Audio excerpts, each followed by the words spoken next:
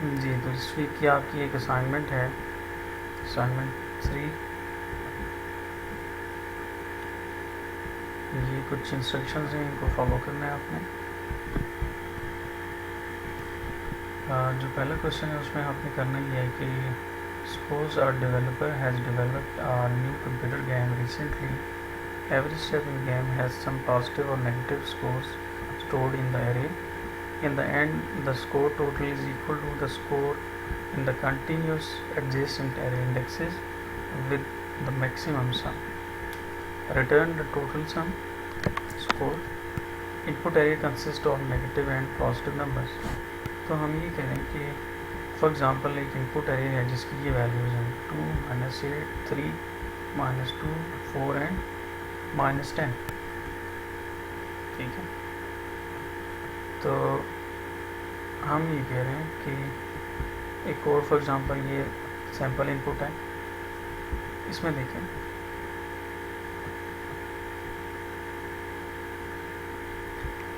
तो sample output जो है वो हम जनरेट कर रहे हैं। तो हमने ये कहा कि जो पहली सैम्पल आउटपुट है अकॉर्डिंग टू दिस एरे वो है 55। और 55 कैसे हैं, हमने 3 को -2 को और जो 4 है बेसिकली 55 नहीं है, ये 5। ठीक है, तो हमने ये कहा कि 3 - 2 इसकी अगर हम आउटपुट की बात करें तो 1 आता है, 4 + 1 क्या हो जाएगा 5। तो कंजेक्टिव का मतलब ये है कि हमने मैक्सिमम सम फाइंड करना है जो कि कंजेक्टिव वैल्यूज़ का हो।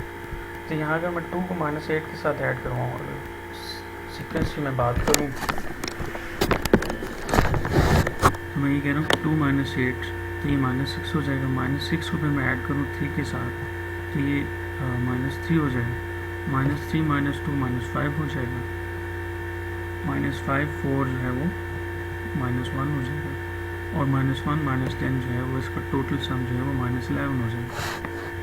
ठीक है, तो ये मैक्सिमम सम नहीं है। एक जो है हमारे पास सम आया है कि फर्स्ट आइटरेशन में वो क्या है -11।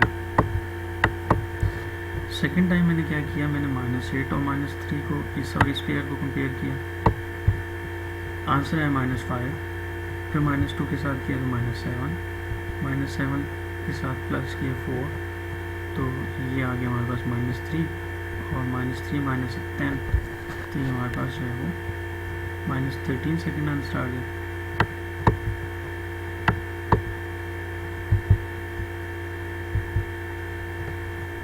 ठीक है, अच्छा अब थर्ड कंपैरिजन में हम ये कह रहे हैं कि 3 और -2 को ऐड कर लेते हैं तो 3 - 2 रिज़ल्ट आएगा 1। ठीक है, और फिर हमने 1 को क्या किया 4 के साथ ऐड किया और रिज़ल्ट हमारे पास क्या आ गया, इस केस में वो आ गया 5। ठीक है, तो हमने जो है वो थर्ड आइटरेशन में एक रिज़ल्ट जो है वो जनरेट किया है, वो क्या है हमारे पास 5। तो दैट्स वाई हमने यहाँ पे आउटपुट में क्या रिटर्न कर दिया 5। अब बाकी कंपैरिजन को अगर ऐड करके देखें तो रिज़ल्ट हमारा जो है वो माइनस में चला जाता है। तो जो कंटिन्यूस एरे इंडेक्सेस का सम है, जो मैक्सिमम सम है वो 3 - 2 और -4 है। इसी तरह जो सेकंड है उसको अगर आप कंपेयर करें तो ये हमारे पास जो है वो -48 आउटपुट जो है वो 48 आती है। हमने 12 को -1 को 13 को और 24 को ऐड किया और रिज़ल्ट हमारे पास उसका क्या है 48। तो इसके लिए आपने एक कोड करना है। सेकंड आपसे ये कहा गया है कि an array of positive numbers है हमारे पास इनपुट में, और जो आउटपुट है a number that was missing in the array.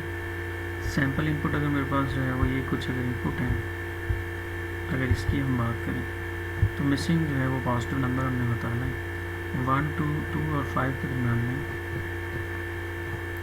जो हमारे पास वैल्यू आती है वो क्या है 5 है, सॉरी 4 है। ये I think so missing positive even number होगा।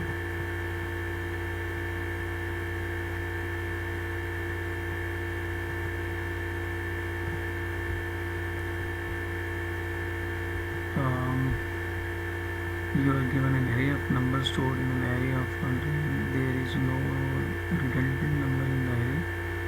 and one number is missing in the array, write function to find the missing number.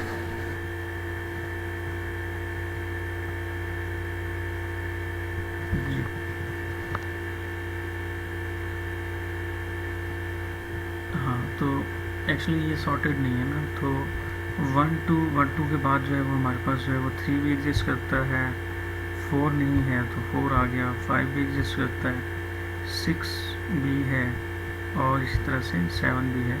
तो यहाँ पे मिसिंग नंबर क्या है? 4। सेकंड में अगर हम बात करें तो 1 है, 2 भी है, 3 भी है, 4 भी है, 5 भी है, 6 नहीं है, तो हमने 6 यहाँ पे बताना है, फिर 7 और 8 आ जाए। ठीक है, तो इसके लिए आपने कोड करना है।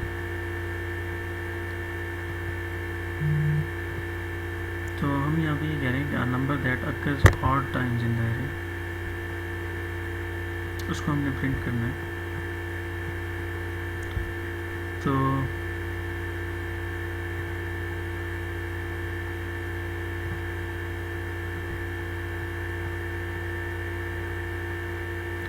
यहाँ पे हमारे पास सैम्पल इनपुट में जो वैल्यू 7 है वो एरे में एक दफ़ा आई है, और अगर एक की हम बात करें तो वो ऑड होता है, तो हमने ये कहा कि 7 इज़ अकर्स ऑड टाइम। ठीक है, 3 जो है वो 2 दफ़ा है, ऑड टाइम नहीं है। 5 जो है वो भी 2 दफ़ा है, ऑड टाइम नहीं है। 4 जो है वो भी 2 दफ़ा है। तो हमने वो नंबर बताने हैं जो ऑड टाइम अकर हो। 2 जो है वो 4 टाइम आया है, इसलिए ऑड नहीं है। 3 जो है वो भी 4 टाइम आया है ये, और 3 दफ़ा यहाँ है।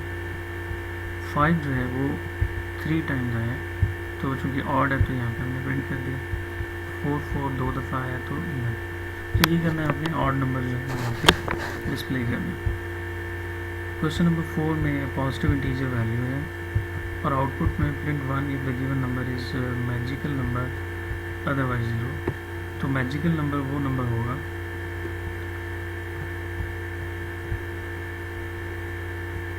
because 6 is divisible by 1 2 3 and 6।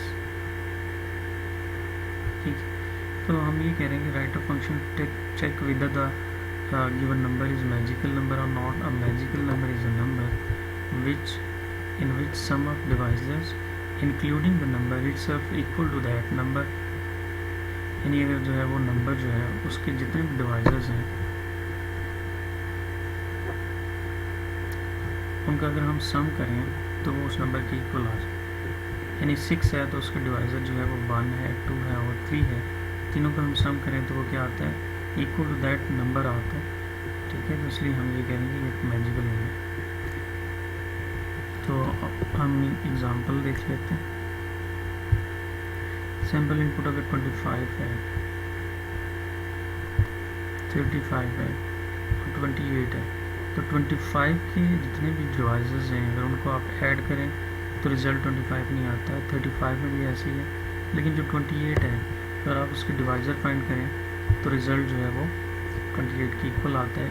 सो बाकी दोनों के केसेस में आंसर जो है वो 0 0 है, और यहाँ पे क्या है 1।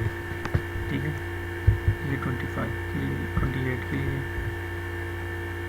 बाकी दोनों के लिए इसमें क्या है 0। An array consists of ages of 10 citizens, और हमने क्या करना है कि sum of ages of 3 eldest citizens। तो हमने eldest citizens जो हैं, जो 3 eldest citizens हैं, उनका हमने क्या करना है? सम करना है एजेस का। तो यहाँ पे हमारे पास जो है eldest citizens की एजेस जो है वो क्या है 270। इसके लिए कोड करना है आपने। Bank balance of 10%, the amount could be 0 or more। Write a program to shift all 0 balance entries to the end of array। तो यहाँ पे हमने ये करना है कि जितनी भी 0 एंट्रीज हैं ना बैलेंस में, उनको हमने एंड पे मूव करना है यहाँ पे इस तरह से। ठीक है, तो ये सारी की सारी एग्जांपल्स आपने फंक्शंस को यूज़ करते हुए सॉल्व करनी है। अगर कोई प्रॉब्लम है तो डिस्कस कर लेंगे हम उसको इंशाल्लाह। तो इंशाल्लाह मिलते हैं नेक्स्ट वीक। अल्लाह हाफिज़।